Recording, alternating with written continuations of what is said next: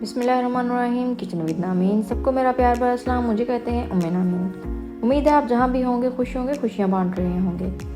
गर्मी रोज़ बरोज़ ज़्यादा हो रही है, इसलिए मैं आपके लिए बैक टू बैक शरबत या जूसेस की रेसिपी शेयर करूंगी। तो आज मैं बनाऊंगी इमली और आलू बुखारे का शरबत। गर्मी से बचाने के लिए इमली और आलू बुखारे से अच्छा शरबत कोई भी नहीं है। इमली और बुखारे का शरबत बनाएं, गर्मी भगाएं। इसके लिए इंग्रेडिएंट्स नोट कर लें, लेकिन इससे पहले मेरे चैनल को कर दें सब्सक्राइब। इमली आध पाव यानी कि 125 ग्राम, आलू बुखारा आध पाव 125 ग्राम, चीनी 500 ग्राम, पानी हाफ लीटर, नींबू का रस लेंगे 4 टेबल स्पून।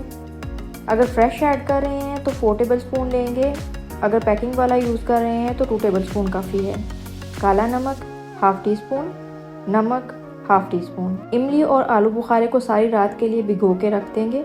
अब इमली और आलू बुखारा दोनों में से गुठलियाँ निकाल देंगे। अगर खट्टा ज़्यादा पसंद है तो आप 75 ग्राम इमली और शामिल कर लेंगे, और अगर मीठा पसंद है तो 75 ग्राम आलू बुखारा की क्वांटिटी आप बढ़ा लेंगे। अब इमली और आलू बुखारा दोनों चीज़ों का जो गूदा हमारे पास है, इसे अच्छे से ग्राइंड कर लेंगे।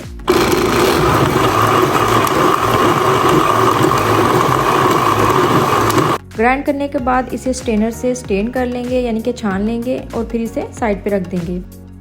अब शीरा बनाएंगे, जिसके लिए चीनी को पतीले में शामिल किया है और साथ ही हाफ लीटर पानी भी ऐड कर दिया है। मीडियम टू लो फ्लेम पे इसको पकाना है। शीरा बना लेंगे, चम्मच चलाते रहेंगे। अब शीरे में नमक, काला नमक, इमली और आलू बुखारा का गूदा शामिल करेंगे और हल्की आंच पे इसे 5 मिनट के लिए पकाएंगे। जी तो 5 मिनट हो चुके हैं। अब इसमें लेमन जूस ऐड करेंगे और इसे मिक्स कर लेंगे। इमली आलू बुखारे का शरबत तैयार हो चुका है। फ्लेम ऑफ कर देंगे और इसे ठंडा होने के लिए किसी लहदा बर्तन में डाल देंगे। शरबत को आप 3 माह के लिए फ्रिज में रख सकते हैं, यह ख़राब नहीं होगा, लेकिन आपने इसको एयर टाइट जार या कंटेनर में डाल के रखना है। आई होप आज की वीडियो आपको अच्छी लगी होगी। इसे लाइक और शेयर ज़रूर करें, मेरे चैनल को कर दें सब्सक्राइब। अपना बहुत सा ख्याल रखें, मुझे दुआओं में याद रखें। साइनिंग ऑफ उम्मे नामीन। अल्लाह हाफिज़।